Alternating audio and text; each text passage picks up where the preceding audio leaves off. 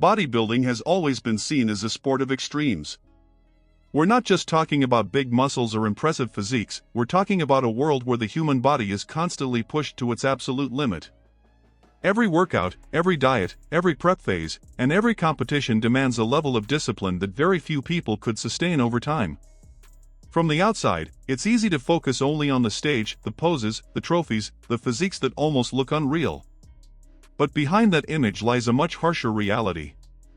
There's pain, pressure, wear and tear, constant expectations, and an environment where the line between progress and self-destruction becomes harder and harder to see.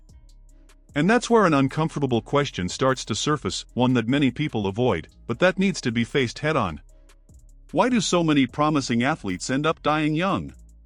How can a sport that's supposed to represent strength, health, and self-improvement also be linked to so many tragic cases? When names like Dallas McCarver come into the conversation, the impact hits even harder.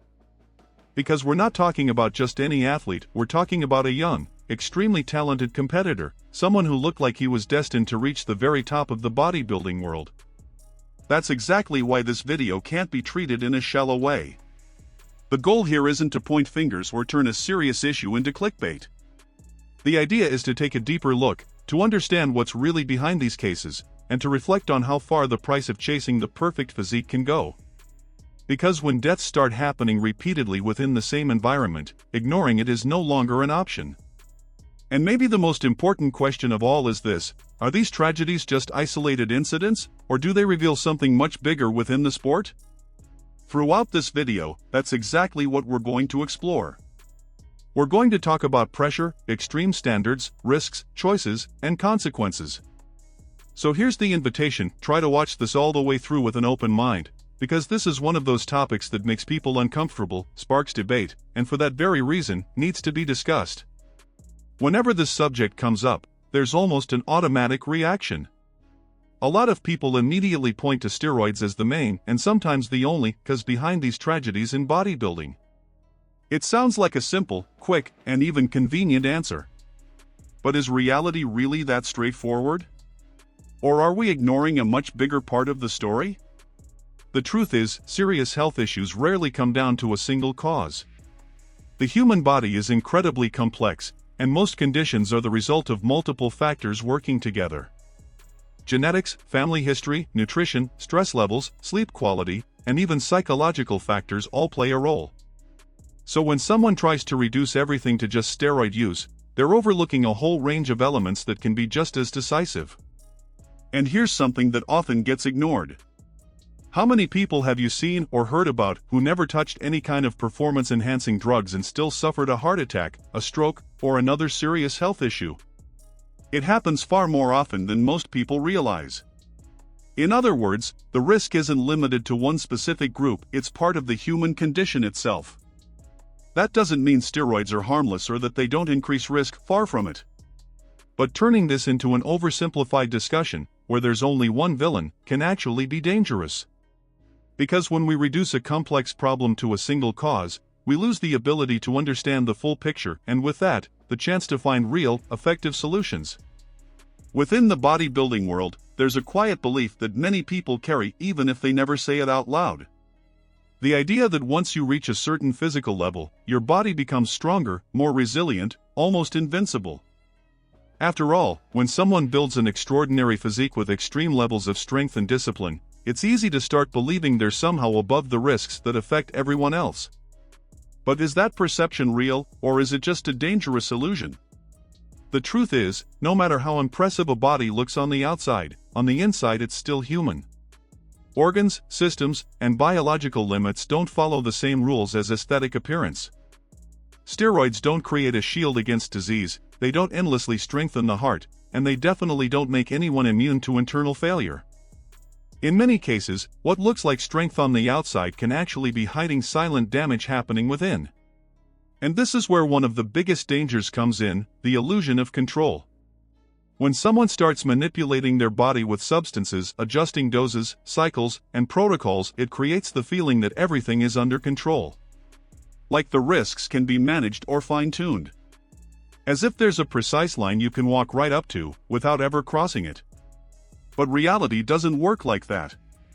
The body isn't a predictable machine, and even small changes can lead to massive consequences. Another important point is this: there are no safe shortcuts in high-level sports. The more extreme the goal, the higher the price tends to be. And this doesn't apply only to bodybuilding, but here, it becomes even more obvious.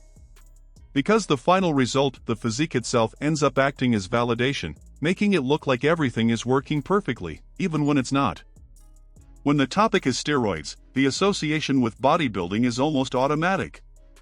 For many people, just looking at a more muscular physique is enough for them to jump to conclusions. But that perception ignores a key fact: performance-enhancing substances are not exclusive to this sport. They exist across multiple high-level disciplines, often far from the public eye. The biggest difference is visibility. In bodybuilding, the body isn't just a tool, it is the final product. Everything is judged visually: size, conditioning, density, symmetry. That means any extreme change becomes obvious. There's no hiding it. The physique tells the whole story. In other sports, however, the focus is performance, not aesthetics, which makes these transformations much harder to spot from the outside. Think about athletes in team sports or even in individual disciplines like swimming or track and field. Even at elite levels, you often wouldn't be able to tell just by looking that someone competes at the highest level, let alone suspect any kind of substance use. That doesn't mean it doesn't exist, it just means it's not as visible as it is in bodybuilding.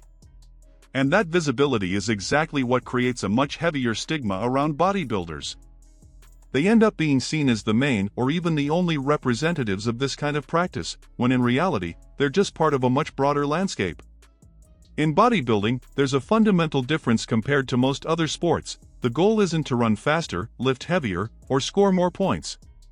Here, everything is judged visually. What's on the line is muscle size, density, extreme conditioning, and symmetry. Every detail matters. Every line, every cut, every proportion can determine who wins and who falls behind. And it's precisely this absolute focus on aesthetics that creates a very specific kind of pressure. Because unlike performance, which can vary from day to day, the physique has to peak at the exact right moment. That requires an almost obsessive level of control. Diet dialed into the gram, intense and consistent training, water manipulation, nutrient timing, everything revolves around achieving a very specific look. Over time, that standard keeps getting pushed higher. What was once considered impressive becomes just the new baseline. New athletes come in bigger, leaner, more detailed. And then an inevitable question starts to form in many people's minds: is it really possible to reach that level with just training and discipline, or is there something more behind those physiques? When it comes to steroids, you'll usually see two extreme perspectives. On one side, people treat it like an immediate death sentence. On the other, some minimize the risks completely, acting like it's something fully controllable. But the truth, as it often is, lies somewhere in the middle. And that middle ground is exactly what most people fail to explain clearly. Steroids, especially when used over long periods and in high doses, can absolutely lead to serious health issues over time. We're talking about cardiovascular strain, hormonal imbalances, stress on organs like the liver and kidneys, among other effects that don't show up overnight but instead build up silently. And that's where one of the biggest dangers lies, because it's not immediate. Many people underestimate it. Unlike what many assume, we're rarely dealing with instant consequences. It's not like someone uses a substance today and faces a fatal outcome tomorrow. In most cases, it's a gradual process, almost invisible in the beginning. The problem is that by the time symptoms start to appear, the body is often already dealing with significant wear and tear. Now, there's an even more sensitive point within this discussion. Not all substances used in the performance world follow this slow, cumulative pattern. Some compounds carry much more immediate risks, with a real potential to trigger serious events in a short period of time. And ironically, these substances often receive less attention than they should, mainly because the conversation tends to focus only on steroids. Throughout the history of bodybuilding, some athletes didn't just win competitions, they completely redefined what was considered possible. Names like Dorian Yates and Ronnie Coleman didn't just dominate their eras, they reshaped the standard. They brought levels of density, size, and conditioning that once seemed unreachable.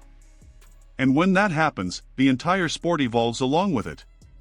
The problem is that these new standards don't stay as mere references, they become the new target. Athletes coming up start looking at those physiques and thinking, that's what I need to achieve. But there's a critical detail that often gets ignored: every body responds differently. Genetics vary, individual limits are real, and what worked for one champion won't necessarily work for another. And this is where one of the most dangerous mindsets in the sport begins to take shape. The idea that if an athlete reached a certain level using a specific strategy, then the way to match or surpass that level is simply to push harder, lift heavier, or even increase the use of substances. It turns into a risky, almost automatic thought: if he did that, I need to do more. That kind of thinking creates a domino effect. Because now we're no longer talking about progress built on efficiency, we're talking about escalation driven by excess. And when the path becomes more without a clear limit, control starts to slip away. What began as an attempt to reach a standard turns into a dangerous climb, where the risks grow alongside the ambition. When we talk about risk in bodybuilding, few cases hit as hard as Dallas McCarver. Not just because of the tragedy itself, but because of what he represented. Dallas wasn't just another competitor, he was seen as one of the biggest prospects of his generation. Young, incredibly talented, and carrying a physique that stood out, many believed it was only a matter of time before he reached the very top. And that's exactly what makes this situation even more impactful. We're not talking about someone at the end of their career or an unknown athlete. We're talking about someone on the rise, with everything ahead of him. Which raises an unavoidable question: how does an athlete at that level, with access to knowledge, structure, and experience, still end up with such a premature outcome? One crucial point that often gets overlooked is this: the exact cause of Dallas McCarver's death isn't fully clear. And that completely changes how this case should be approached. It's very common to see people rushing to assign blame, jumping to quick conclusions. But reality is far more complex. Without all the facts, any definitive claim becomes more speculation than truth. Even without a clear answer, though, the case carries a much heavier weight. It acts as a warning. Because when an athlete of that caliber faces this kind of outcome, it stops being just an isolated case. It starts raising deeper questions about the environment, the practices, and how far the sport is being pushed. When cases like Dallas McCarver's are discussed, there's often a need to find someone to blame. And more often than not, the finger is pointed directly at the athlete, as if every decision were made in complete isolation. But is that really fair? Or are we ignoring the entire environment that shapes those decisions? The truth is, bodybuilding, like any high-level sport, doesn't operate in isolation. There's a system behind it all. A system that involves athletes, coaches, sponsors, judges, and even the audience. And each of these elements, in its own way, directly influences the direction the sport takes. It's not just about who competes, it's about what gets rewarded. Judges, for example, play a fundamental role. They define the standard. When more extreme physiques are rewarded, the message is clear: this is what it takes to win. The industry, in turn, profits from that ideal. Supplements, programs, content, everything revolves around increasingly impressive physiques. And the audience, often without realizing it, reinforces this cycle by admiring and sharing the most extreme bodies. And in the middle of all this is the athlete. Under pressure from every direction, trying to stand out in an environment where the bar keeps rising. The decision to push further doesn't come out of nowhere, it's built over time, shaped by both internal drive and external expectations. And when success becomes tied to the extreme, risk starts to feel like part of the process.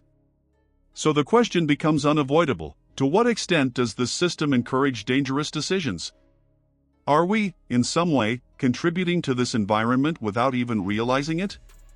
Understanding that responsibility is shared doesn't remove the weight of individual choices, but it expands the conversation.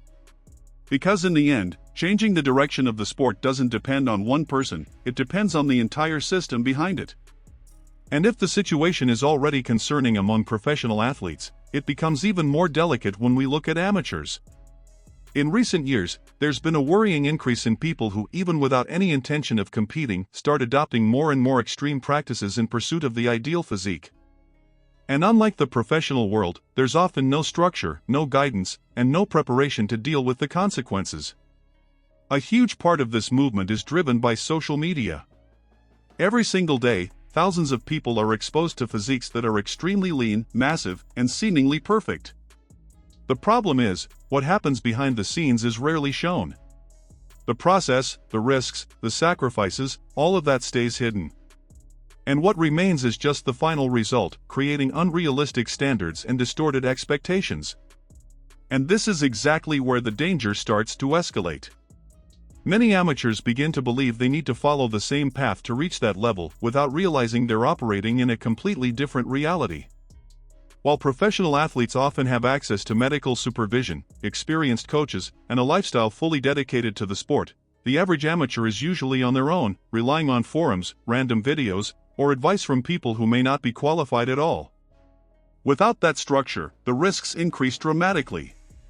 The body isn't properly monitored, warning signs can easily be ignored, and decisions are often made based on incomplete or even incorrect information.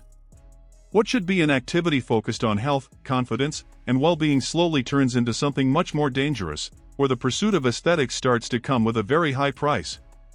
And that brings us to the most important question of this entire video: is it really worth risking your health for aesthetics? Is it worth putting something so essential on the line for a result that, in many cases, is only temporary? Bodybuilding can absolutely be an incredible tool for personal transformation, but it needs to be approached with awareness. Because at the end of the day, there is no perfect physique that can make up for losing what truly sustains everything: your health and your life.